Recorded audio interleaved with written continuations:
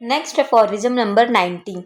What is aphorism number 90? Physician has to note down his own observations about the individual peculiarity of the patient in disease and health.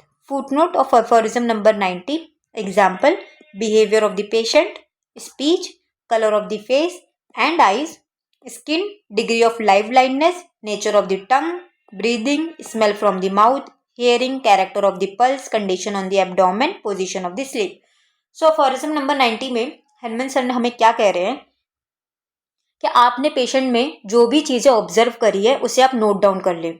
जो आप case taking कर रहे हैं, case recording कर रहे हैं, जो भी आपका नोटबुक है जिसमें आप केस ले रहे हैं पेशेंट का, उस नोटबुक में आप जो भी आपने पेशेंट में ऑब्जर्व किया है वो सब चीज़ों को नोट डाउन कर लो।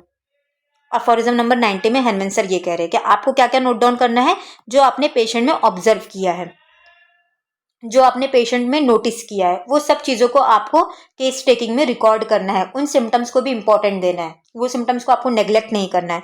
एज अ होम्योपैथी फिजिशियन हमें पेशेंट को कीनली और स्मार्टली ऑब्जर्व करना है। सो फुटनोट में क्या क्या ऑब्जर्व करने को कहा गया था और उसको क्या क्या नोट करने को कहा गया है, वो फुटनोट में बताया गया है। बिहेवियर, पेशेंट का बिहेवियर कैसा है, किस नेचर का पेशेंट है।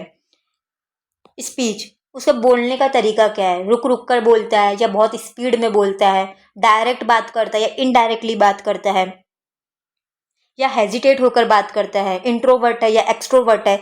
वो सब जो भी हमने पेशेंट में ऑब्जर्व किया है कि पेशेंट का बोलने का तरीका क्या है, बहुत ज़्यादा खुलकर बात करता है या हेजिटेट होता है, वो सब चीज़ें हमें नोट करना है। Colour of the face, face का कलर क्या है। आइज का कलर क्या है। स्किन का कॉम्प्लेक्शन क्या है। आपने मटीरियल मेडिका में होम्योपैथी रेमेडीज पढ़ी होगी, तो उसमें कहीं कहीं लिखा रहता है डार्क कॉम्प्लेक्शन। ये डार्क कॉम्प्लेक्शन की रेमेडी है, ये फेयर कॉम्प्लेक्शन की रेमेडी है।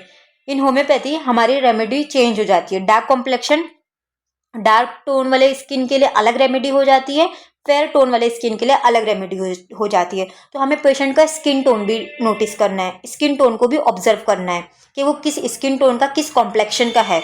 उसके बेसिस पे भी हम रेमेडी प्रिस्क्राइब करते हैं। तो इसीलिए ही ऑब्जर्वेशन को इंपॉर्टेंस दिया गया है। होम्योपैथी फिजिशियन को एक कीनली स्मार्टली ऑब्जर्वेशन करने की टेक्निक आना चाहिए और उसे ही नोट करने को अफोरिज्म नंबर 90 में कहा गया कि आप जो भी बुक में, जो भी आपका नोटबुक है जिसमें आप पेशेंट का केस ले रहे हो, केस टेकिंग कर रहे हो, उसमें आप ये सिम्टम्स को ऐड करो जो आपने पेशेंट में नोटिस किया है, जो आपने पेशेंट में ऑब्जर्व किया है। वो सब सिम्टम्स को आपको उसे नोट करना है। नोट डाउन करने को कहा गया है किसे, ऑब्जर्वेशंस को, अफोरिज्म नंबर 90 में। Degree of life lineness, nature of the tongue, patient का टंग का नेचर क्या है।